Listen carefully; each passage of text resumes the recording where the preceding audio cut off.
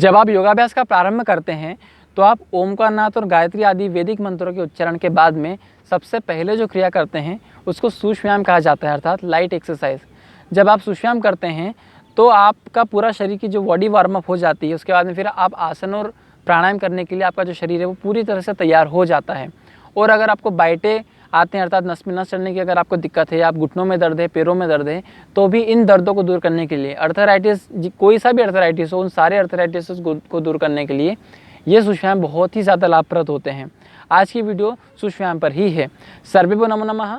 मेरा नाम है चेतन जोशी और आप सभी का स्वागत करता हूँ योग के इस कार्यक्रम में, जिसका नाम है योग धर्म, जिसमें आज मैं आपको पैरों के सूक्ष्म व्यायाम बताने वाला हूँ। विशेष करके क्योंकि पैर हमारे पूरे शरीर का भार उठाते हैं हमेशा, तो पैरों को भी आराम देने की बहुत ज़्यादा आवश्यकता है।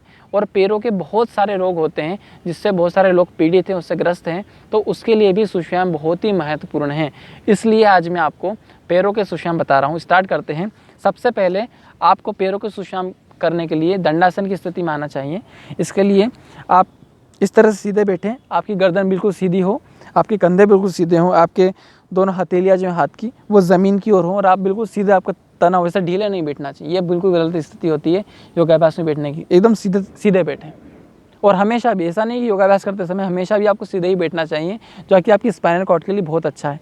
फिर दोनों पैर घुटने से सीधे होंगे, आपके घुटने नहीं मुड़ना है, घुटने सीधे।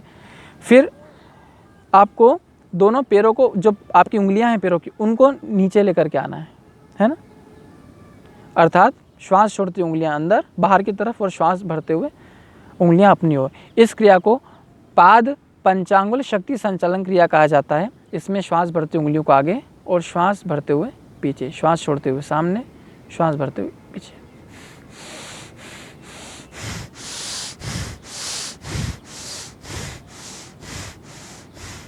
ये जो क्रिया है ये सूक्ष्म व्यायाम की सबसे पहली क्रिया है। इसको करने से आपकी जो पैरों की उंगलियां हैं उस पर बहुत विशेष प्रभाव पड़ता है और जो भी आपके पैरों के एक एक जॉइंट्स है उसमें उसके सारे टॉक्सिन्स खत्म हो जाते हैं। फिर दूसरी क्रिया पार्श्वनी पाद संचालन क्रिया। इसको करने के लिए दोनों पैरों को सामने की तरफ फैलाएंगे, एंकल जॉइंट से यहाँ से आपको मोड़ना है। हम पहले यहाँ से मोड़ रहे थे, अब हम यहाँ से मोड़ रहे हैं एंकल जॉइंट से। ये जो इसी को पार्श्वनी शब्द अर्थात साइड का शब्द, पार्श्वनी पाद शक्ति संचालन क्रिया, इसको करने से आपके पैर का जो पार्श्वनी हिस्सा है, विशेष करके इस हिस्से का, यहाँ पर ताकत आ जाती है, ऊर्जा आ जाती है, यहाँ की नसें खुल जाती हैं। इसको श्वास बाहर छोड़ते हुए पैरों को आगे लेके जाएंगे और श्वास भरते हुए पैरों को अपनी तरफ खींच के लाएंगे। इस क्रिया को आप 10 से 20 बार करें। सूक्ष्म व्यायाम का प्रत्येक जो व्यायाम है सूक्ष्म व्यायाम, आप उसको 15 से 20 बार तक ज़रूर करें, तभी आपको उसका विशेष लाभ मिलेगा। और श्वास प्रश्वास का विशेष रूप से ध्यान रखें। फिर अगली जो क्रिया है वो पादतल शक्ति संचालन क्रिया। इसके लिए आप पैरों को इस तरह से घुमाएंगे, बाएं तरफ से श्वास बाहर छोड़ते हुए पैरों को सामने की तरफ, दाएं तरफ से श्वास भरते हुए पैरों को अपनी तरफ। ऐसे 1 2 इस तरह से गिन करके आप 15 से 20 बार, फिर विपरीत दिशा में भी इस तरह से 15 से 20 बार कर सकते हैं।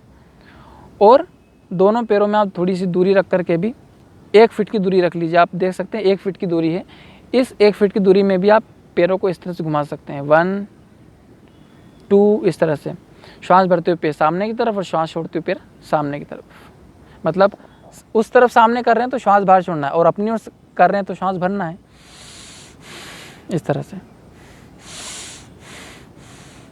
और आप एक एक पैर को भी घुमा सकते हैं इस तरह से आप चाहें तो, या फिर आप दोनों के साथ घुमाइए। ये ज़्यादा अच्छी स्थिति है ताकि आपका समय भी उससे बचे। और हर आसन को आप, हर क्रिया को आप 15 से 20 बार ज़रूर करें, जो कि आपके पैरों के लिए बहुत लाभप्रद है।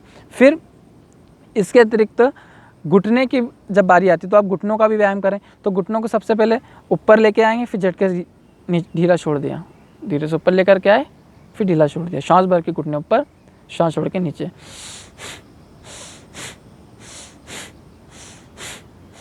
फिर आप घुटनों को टाइट भी कर सकते हैं। आप देख सकते हैं लोबर के ऊपर से ही इस अभी घुटने ढीले हैं, जैसे आप घुटनों को टाइट करेंगे आपकी जांघों में भी कसाव आ जाता है, इस तरह से आप देख सकते हैं। घुटनों को आपको टाइट करना है, फिर ढीला छोड़ना है। इस क्रिया को भी आप 15 से 20 बार करेंगे तो आपको घुटनों का जो दर्द है वो हमेशा के लिए ठीक हो जाएगा, लेकिन थोड़ा समय लगता है, निरंतरता बनाए रखने की आवश्यकता है। घुटनों को टाइट करना। फिर अगली जो क्रिया है, दाएं पैर को घुटने से मोड़ के घुटना ऊपर की तरफ ले आए, पंजा ज़मीन पर रख दें और आप उंगलियों को इंटरलॉक करके घुटनों के नीचे लगा करके फिर श्वास भर के पैरों को ऊपर लेकर के आएँ। आप ऐसे भी कर सकते हैं और आप हाथों को इस तरह से कड़ी बना करके भी फिर आप इस क्रिया को कर सकते हैं। इसको करने से विशेष करके जिनको साइटिका की दिक्कत है और जिनको मतलब मैंने ऐसा देखा है लोगों को कि एड़ी ज़मीन पर रखते ही नस ऐसी दुखती है कि कमर तक दर्द आ जाता है और पैर पूरा तरीके से दर्द होने लगता है पैरों में। ऐसी स्थिति में क्या करें? तो नसों को मजबूत बनाएं। नसों के लिए क्या व्यायाम है? उसके लिए आपको ये व्यायाम करना चाहिए। श्वास भरते हुए पैरों को ऊपर लेके जाएंगे। आपका पैर तना हुआ हो, आप इस बात का ज़रूर ध्यान रखें। इस तरह से अगर आप इतना ज़्यादा नहीं कर पा रहे हैं तो आप इतना ही करें, ये भी आपके लिए पर्याप्त है। धीरे धीरे आपका अभ्यास जब बढ़ेगा तो आपका पैर बिल्कुल सीधा होने लग जाएगा। और 5 बार ऐसे किया आपने, फिर 5 बार पंजों को ऐसी अपनी ओर खींच लिया और फिर किया इस तरह से 1 2। श्वास प्रश्वास का मैंने आपको हर आसन का बता दिया है, हर सूक्ष्म का बता दिया है। पैर नीचे तो श्वास बाहर छोड़ना है, पैर अपनी ओर खींचेंगे तो श्वास भरना है। इसको भी आपको 15 से 20 बार करना है। फिर दूसरे पैर से भी इसी प्रकार, पहले पंजा सामने को तान करके फिर पंजा अपनी ओर तान करके। अगर आपको वेरिकोज वेन्स की भी प्रॉब्लम है, वेरिकोज वेन में ये होता है कि सबसे पहले पैरों की जो नसें वो फूल जाती हैं और फिर वो नसें नीली पड़ जाती हैं। और कई बार जो वेरिकोज वेन की प्रॉब्लम होती है उसमें होता है ये कि हमारी जो ब्लड है वो रुक जाता है हमारी नसों का, इससे जो फूल जाती हैं और वो नीली पड़ जाती हैं। इसके साथ ही हमारे पैरों की नसों में गठान पड़ जाती है, गांठें पड़ जाती हैं, गांठें बन जाती हैं।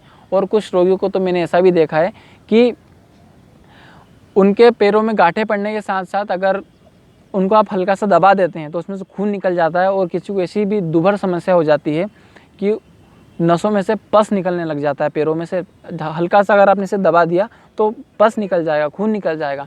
ऐसी स्थिति से भी बचने के लिए आप सुश्वाम करें और विशेष करके इस सुश्वाम को आप रोज़ अपनाएं अपने दैनिक जीवन में 15 से 20 बार। और इसके बाद आप पैर को गोल घुमा सकते हैं इस तरह से 1 घुटने से ही 2 3।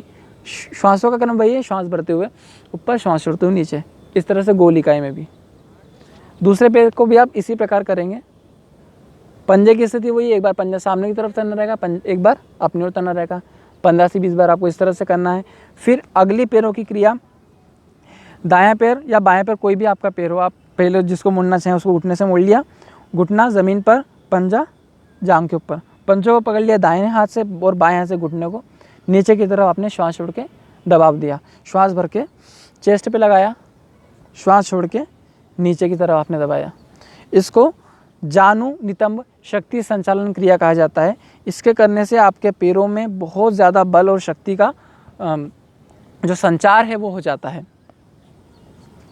क्रम वही है, श्वास का भरते हुए ऊपर और छोड़ते हुए नीचे। फिर आप दाएं हाथ से पंजों को पकड़ लीजिए, बाएं हाथ से घुटने को, फिर इस तरह से लेके जाइए राइट साइड, लेफ्ट साइड, फिर श्वास छोड़ते हुए अपनी ओर, श्वास भरते हुए पीछे, श्वास छोड़ते हुए फिर सामने।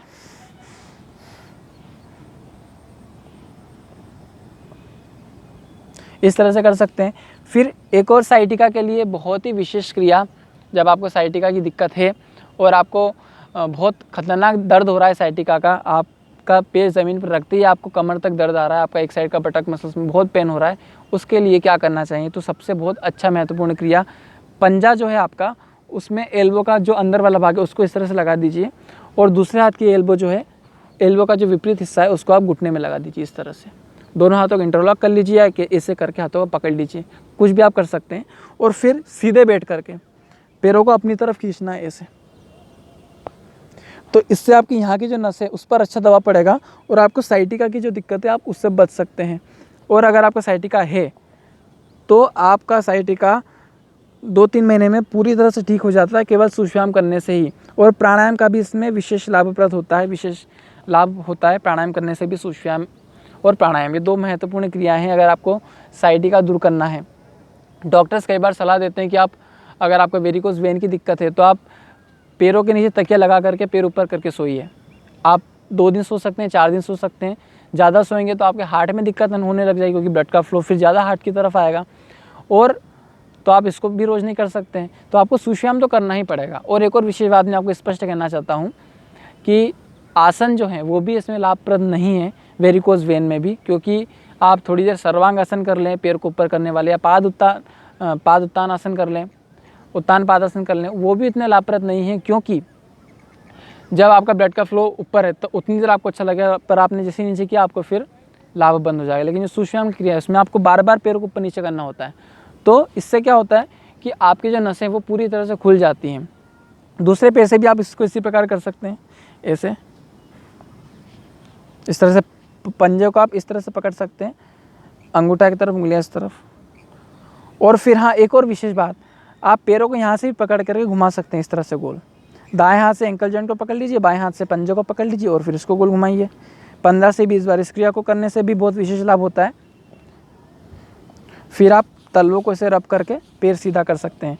फिर आप पूरी एक्सरसाइज होने के बाद में पैरों को इस तरह से हिला लीजिए, ढीला छोड़ दीजिए।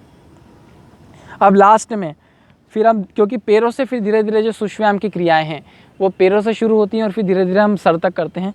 फिर कमर पर आते हैं, तो ये तितली आसन में इसलिए इसमें इंक्लूड कर रहा हूँ क्योंकि कमर के साथ साथ पैरों के लिए भी बहुत लाभप्रद हैं। तो घुटने ज़मीन पर होते हैं और एड़ियाँ आपके जंघा मूल के पास में होती हैं। दोनों पंजों को मिला करके रखें, हाथों से इसको ऐसे पकड़ ले। किसी लोगों का इतना ही लगेगा प्रारंभ में, अगर आपका वेट ज़्यादा है तो, पर जो दुबले पतले उनका तो प्रारंभ में ही पहले दिन ही इतना अच्छा हो जाता है कि उनके घुटने भी ज़मीन से टिक जाते हैं इस तरह से, है ना। ये इस तरह, ये तितली आसन की क्रिया, इसको योगिक ग्रंथों में इसको भद्रासन भी कहा जाता है, अर्थात भद्र अर्थात मंगल करने वाला आसन। तो ये भद्रासन आपके पैरों का मंगल करता है, आपके पैरों के सभी रोगों को दूर करता है, तो भद्रासन इसको कहा जाता है। इसको तितली आसन भी कहा जाता है क्योंकि इसमें हमारे जो दोनों पैर हैं वो तितली के पंख के समान से हिलते हैं। तो ये आपके पूरे पैर को, घुटने को भी, आपकी कमर को भी बहुत शक्ति प्रदान करते हैं। ये जो छोटे छोटे सूक्ष्म क्रियाएं लगती छोटी हैं पर ये बहुत लाभप्रद है। अगर आप इसको स्वयं करके देखेंगे 15 से 20 बार रोज़, तो आपको बहुत लाभ मिलेगा आपके पैरों में। और अगर आप इसको नियमित रूप से अगर नहीं अपना पा रहे हैं तो आपको वो लाभ नहीं मिल पाएगा जो आपको मिलना चाहिए। सूक्ष्म में विशेष करके होता क्या है कि आपके एक एक जॉइंट का जो है व्यायाम हो जाता है और एक एक जॉइंट में जितने भी टॉक्सिन्स होते हैं, जितने भी ऑक्सीडेंट्स होते हैं, जितने भी नेगेटिव एनर्जीज होती हैं, वो सारी रिलीज़ हो जाती हैं और पूरी पॉजिटिविटी आपके पूरे शरीर में भर जाती है। पूरा शरीर का बॉडी वार्म अप हो जाता है। महिला हो, पुरुष हो, बच्चे हों, वृद्ध हो, रोगी हो, कोई भी हो, इन सूक्ष्म व्यायाम की क्रियाओं को बहुत ही आसानी से कर सकते हैं क्योंकि ये क्रियाएँ बहुत ही निर्मल कही जाती हैं। सूक्ष्म व्यायाम बहुत ही लाभप्रद है, इसको आप ज़रूर अपने दैनिक जीवन में अपनाइए। आज के लिए इतना ही, बहुत बहुत धन्यवाद।